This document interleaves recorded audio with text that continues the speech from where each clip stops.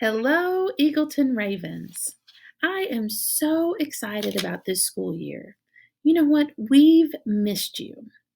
And so I've put together a welcome back video because I hope this answers a lot of questions that you might have. Because I know this year brings a lot of uncertainty as it's getting closer and closer. So I hope to alleviate a lot of those uncertain and the questions you might have. So bear with me. Not a professional, and I have been practicing, but I'm still messing up. So let's get started, and we will work through this. And it's going to be a 4-part series, so the videos will be a little bit shorter. Okay, let's get started. Just a reminder that at Eagleton, we soar. And you know what? This year, it's going to take all of us soaring to make this happen. And so, parents, students, teachers, we're all in it together. Okay? So, together, we're going to make this a great year. First and foremost, I want to talk about health and safety. I just want to say that students and staff will be washing their hands upon entering the classrooms and frequently throughout the school day, before and after lunch, restroom breaks, when entering and exiting other classrooms, such as special areas, interventions, special ed, ESL, and that way, because they'll be moving in and out of the room. So just know that we're going to take extra precautions in washing hands. The county is providing us with hand sanitizing stations that will be located throughout the building and in every classroom. At this time, all water fountains will be closed. Students are encouraged to bring water bottles, and the water bottle filling station at the front in the main hall of our building will be available for them to use, as well as the sinks in the classrooms. And I want you to know that cleaning our building is a top priority, and that our custodial staff is working overtime to make sure that our environment is clean and safe for your students. Face coverings. So students will be strongly encouraged to wear face masks while riding the bus, while entering the building, in the hallways, and during small groups where social distancing isn't always possible. Okay, we're going to do our very best, but sometimes the instruction needs to take place in a little bit tighter group. So work with us and work with your kids about wearing those face masks. We do have we have masks that can be provided, but I'm strongly encouraging all of our families to have their kids bring their own face mask.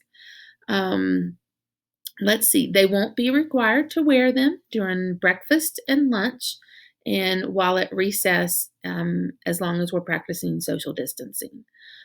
Students will, I already said that they'll be provided a reusable mask from the district. However, they're encouraged to bring one from home.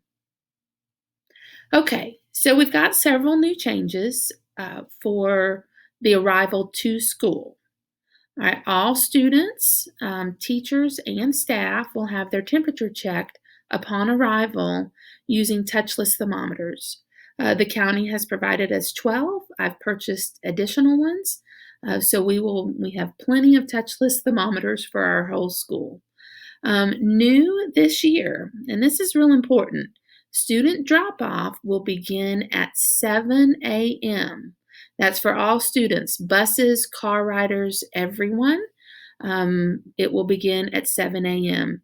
And the students will not be allowed in the building unless they are participating in the Morning Friends program. And that must be prearranged with Miss Debbie, our Friends director. All right, bus riders.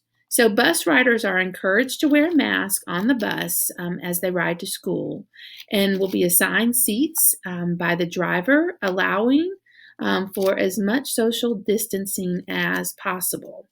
And siblings are encouraged to sit together. Car riders. At this point, car riders and bus riders alike will have their temperature checked upon entry into the building, the main lobby. And students who are tardy must be accompanied by an adult to the door to have a temperature check before being admitted. So, in previous years, we've you may have dropped your child off and they've come in. Now, starting now, you'll have to walk them to the door to be a part of that temperature check. All right. Arrival to school continued. So if your child arrives before 7:30, car riders and bus riders will continue to report to the gym. Students will be seated in the gym by grade and socially distanced. We'll be utilizing all the space that we have in our gym, and we're fortunate that we have a good sized gym and that we are able to do this. Students who need to eat breakfast will begin that breakfast process at 7:05. There'll be teachers on duty in the morning in the cafeteria to ensure that students are maintaining distance and that everything's safe and that we'll be able to get the tables wiped down. There's a lot to think about in the morning, especially. So if your child arrives after 7:30, they'll have their temperature checked and then they can report directly to their classrooms. Okay? Visitors. At this time, parents and visitors will be permitted by appointment only, and a health screener and temperature check will be conducted before entry. All visitors will be required to wear a mask. So, one of the big changes that we're going to make is and it's all to promote the safety and health of all of our students and staff, is that we're going to encourage everyone to drop off their students in the car rider line. But if you need to walk your student up, we're going to be implementing a hug line this year. And that hug line is going to be located on the sidewalk out at the front entrance of our building.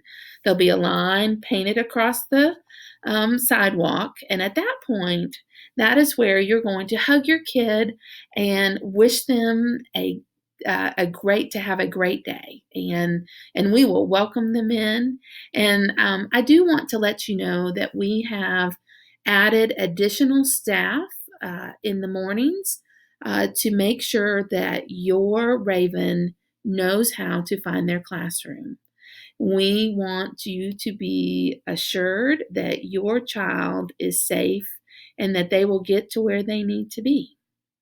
All right, that's going to conclude part 1.